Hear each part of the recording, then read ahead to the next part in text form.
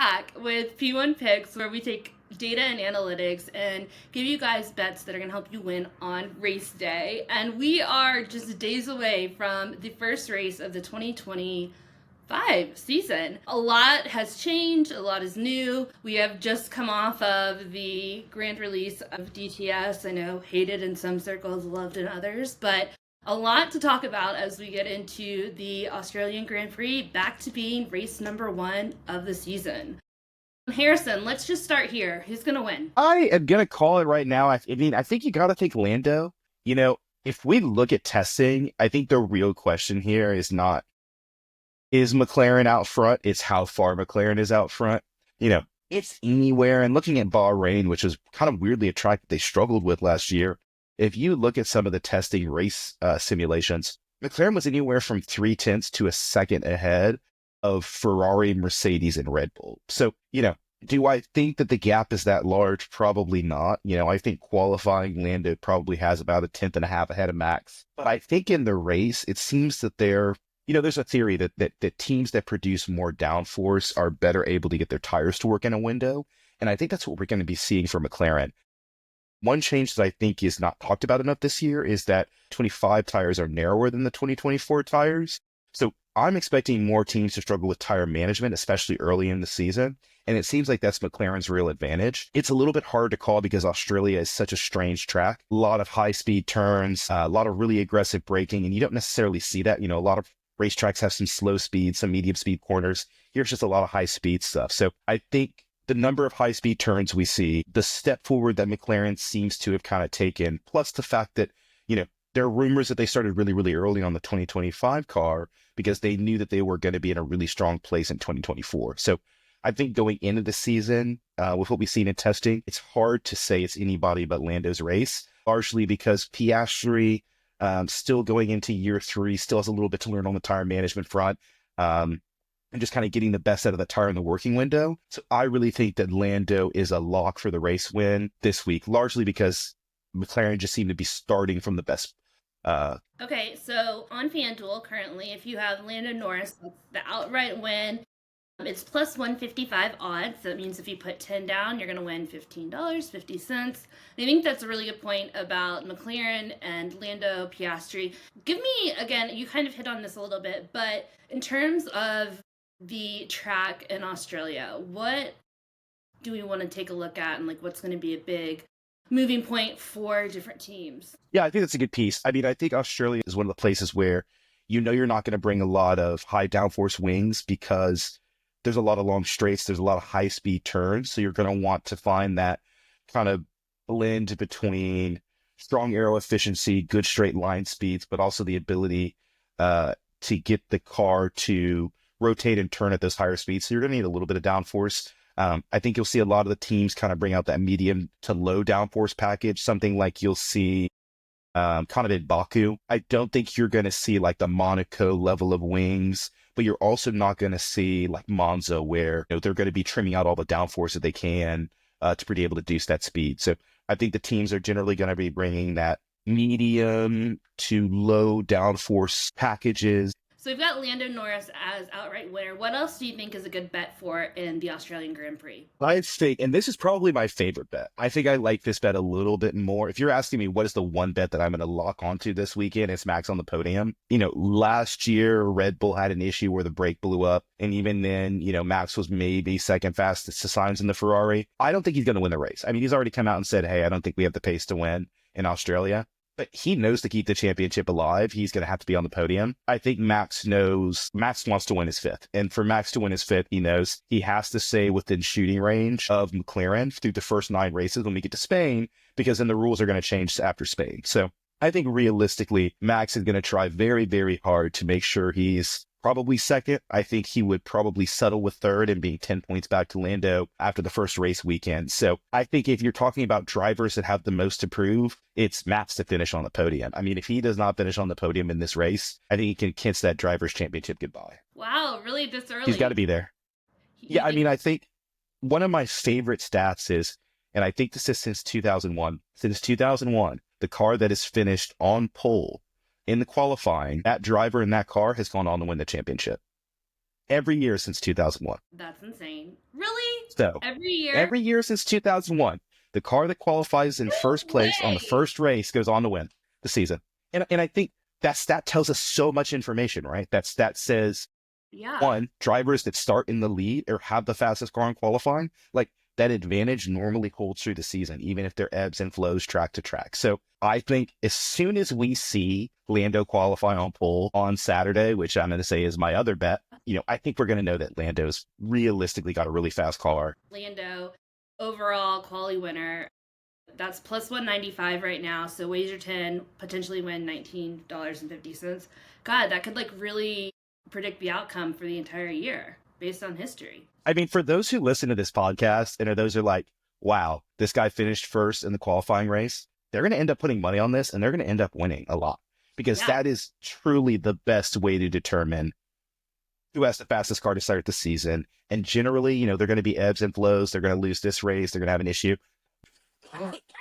If you have that pace advantage, it normally carries through all season. Wow. What else do we need to know about the Australian Grand Prix? Obviously, we've got a lot of new drivers. We've got rookies. We've got new people at new places. We've got Ocon and the Haas. We've got Hamilton and the Ferrari, most importantly. We've got Antonelli. We've got Kimi and the Mercedes. Yeah. I love Kimi. Antonelli, I'm super excited. Wonder. My mom, it's Wonder. so funny. Again, Drive to Survive just came out this last weekend, and my mom, who has become a fan because, well, mostly because I'm a fan, but also because she fell in love with the drama that is Formula One, was like, who is this guy? He looks like a baby. And I was like, Harrison has said this guy is a prodigy. So tell us a little bit about Antonelli and what we're going to look for there. Yeah, so I think Kimi is kind of like, people talk a lot about Charles or Max. These guys were just karting wonders. They came into the karting world, they generally won everything, and then they transitioned into, Formula 4, Formula 3, Formula 2. Now, a lot of people, it's funny, are going to look at Kimi's Formula 2 season and say, that wasn't great. And, after watching the Formula 2 season, I can say that I think in general, the team was in a bad place. They changed Formula 2 cars for last year, and the team who was with Prima, who was really dominant in the past. Prima took Charles to his GPT2 win. I think George won GP2 with Prima. So they've always been a really, really strong team. But this year, they just struggled on setups. And so I think a lot of people are going to look at Antonelli and say, well, he might not be that strong, kind of based on his Formula 2 experience. But in reality, his karting and if you look at his Formula 4 season, kind of like Max had an amazing Formula 3 season, they seem to transition to these vehicles really, really well. And I think he's going to have some lows. He is going to crash that car. He's going to make some mistakes. But I also think that we're going to see some Max Verstappen level of amazement out of Kimi this year. Yeah. If it's managing the tires, if it's qualifying in another place, if it's his wet weather, I think Kimi will amaze. I think he's also going to be a rookie. I mean, I think we have to remember, Max had a terrible crash at Monaco. Max had some issues when he was in his first season that took some growing pains. I think Kimi will learn quickly over 23 races. I think next year by this time next year, he'll be a favorite to beat George over the course of a season, for sure. And I think realistically, those two guys are fighting to see who is going to keep that seat. Because I think most likely Max is either going to Mercedes or he's going to Aston Martin next year. For sure. Okay, Harrison, lovely. Like, you didn't just tell me something that would break my brain. Yeah, okay, so I think that Max is gone for sure. I think that interesting to look, Formula One just posted one of the graphics on their X page about who has a contract for next season. Super interesting. They posted a graphic of who has contracts for next season, and one of the most interesting ones to see was George, right? Am I thinking about this right? I think George and Kimi probably both have a contract, but I'm sure that Toto would tear it up if he could get Max in the car. Yeah, for sure. And considering how much we're hearing about the Mercedes engine for 2026, might be a possibility. Okay, so let's take a walk through just a few more things about these rookies and cars before we dive into, and this can kind of be like our season preview, just broad strokes. And as we get to each race, we'll kind of tell you how that impacts the teams going forward. So car-wise, McLaren is well out in front, we think. Plus the driver lineup there looks really strong. Who do you think's competing for second? Is that still Red Bull? What do we think about Liam Lawson? No, I think realistically Ferrari are going to have a little bit of advantage. I think their lineup's a little bit better. I think it'll probably be close between Ferrari and Red Bull. I think Liam Lawson's really strong. I think Lawson is a way stronger driver than Perez, probably stronger than Danny Rick, definitely stronger than Tsunoda. Deserves the seat, but I think he's not going to be Max. Occasionally he might be Max. It's going to take him some time to get on top of that Red Bull car, which, all winter they were trying to widen the window. They're trying to make it easier to set up the car. It doesn't necessarily seem like they got there. And so I think Lawson is still going to be struggling a little bit with a Red Bull that's hard to drive, hard to control, hard to get on top of. With Ferrari, you're talking about really two very established drivers. Charles had a great run through F2, through F3, won everything, was fantastic at his first year at Sauber, came on to Ferrari, he's been really fantastic. Makes the occasional mistake, but really, I think over the last season, did a much better job of kind of putting it together over the course of kind of every weekend. And then Lewis is obviously one of the all-time greats, struggled a lot with the Mercedes, but seems reinvigorated. I think it'll take him a little bit of time, 7 or 8 races to kind of get on top of the Ferrari. There's still some things he's going to have to learn about the car, still some feeling that's going to have to kind of come from that vehicle. So I think Ferrari have a much better driver lineup. It also seems like if you look at the course of last season, outside of their Spanish Grand Prix update, it seems like updates that they were bringing were consistently making the car faster. We can't really say that about Red Bull. I mean, it almost seems like the Red Bull we got in Bahrain was better than the Red Bull that we got in Abu Dhabi, right? It just doesn't seem like the updates were really working.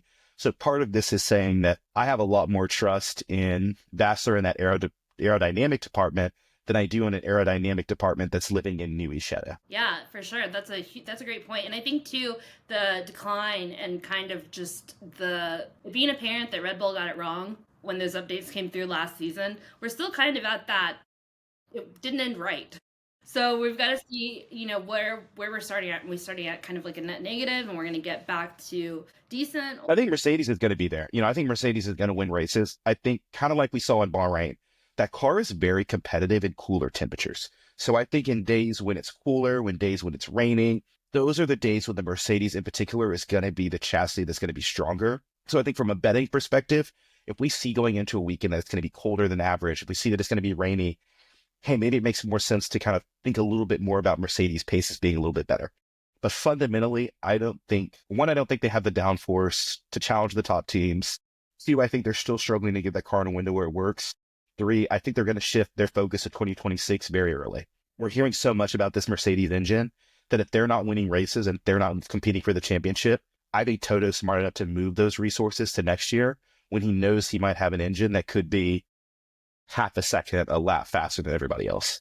They tried to change the tires. Right? They tried to make the 2025 tires carry over to 2026. All the teams were like, we don't want to do that except for one, which is Mercedes. And so the popular theory is Mercedes wanted to keep the tires because they know just how much of an advantage their engine is. And they don't want to have a tire formula. They want those tires to work well. They want to understand them because they know they've got the best engine for next year. And I think the rumors that we're already hearing about this tire battle is already shaping up to see that Mercedes, Aston Martin, McLaren, Alpine might be really strong next year with that Mercedes engine. Really? That's super interesting. And is that something that's been decided, or was that just voted on? Rumors? Just voted on. So yeah, they're going to keep the 2026 tires. They're not going to end up keeping the 2025 tires for an extra year. But I think what that says is, Mercedes have already thought about, we have an advantage here. How do we kind of make that last? And so for me and for the other teams, that should be a warning flag that Mercedes might start working on the 2026 Challenger very early, and they might not be as competitive in the back half of this year. Yeah, that's a great point.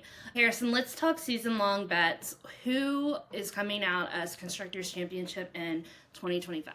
Yeah, so I'm going to go ahead and call it. I think that anytime Helmut Marko, who I think is one of the most honest men in Formula One, says they're 0.3 to a second ahead and we need to find out how far they are, that says that McLaren have taken a huge step forward over the winter. I think where Ferrari are still trying to figure out their vehicle, they changed a lot of pieces on that front suspension, and they feel confident that their development path is really solid, but I don't know if they'll be able to out-develop McLaren over the entire course of the year. I also think that Piastri is going to be a little bit stronger this year. He had races where he was, at Lando's pace, maybe a tenth or two behind.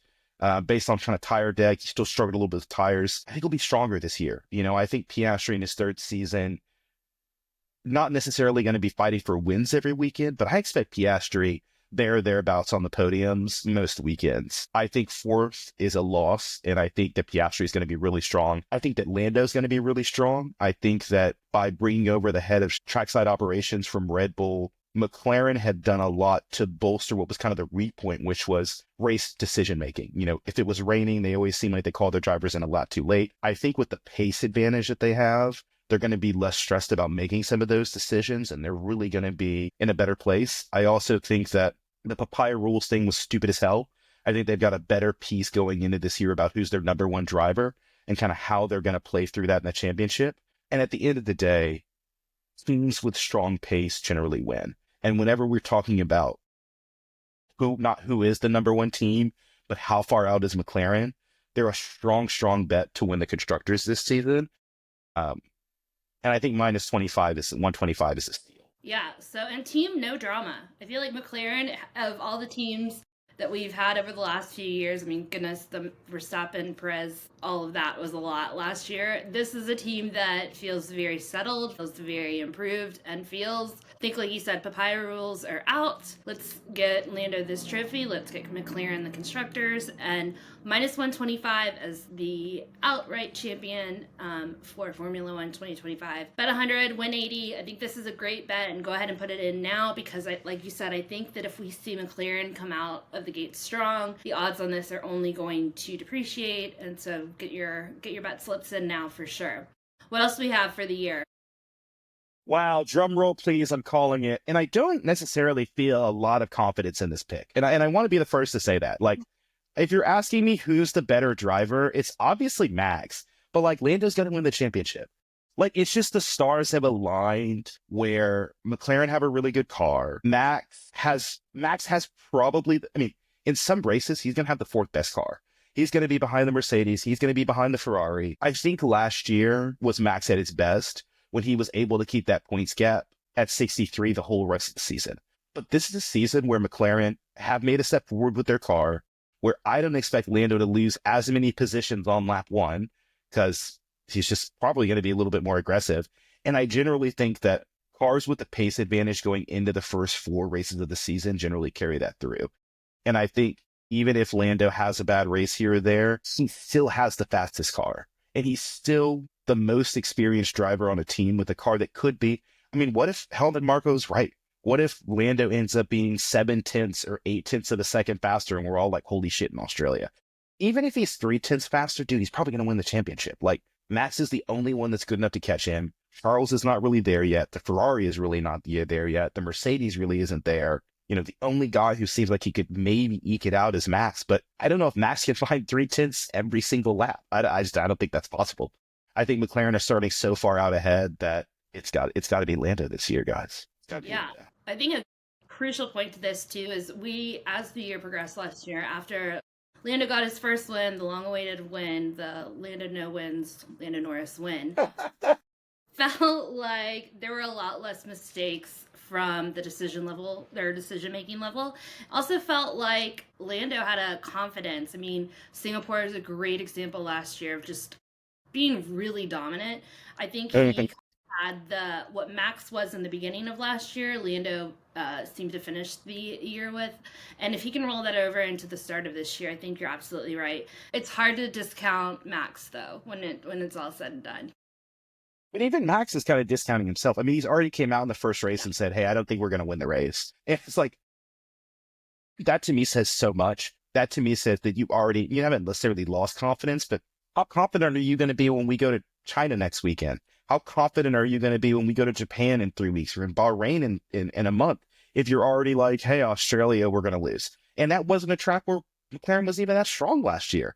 That's not good. That's not good.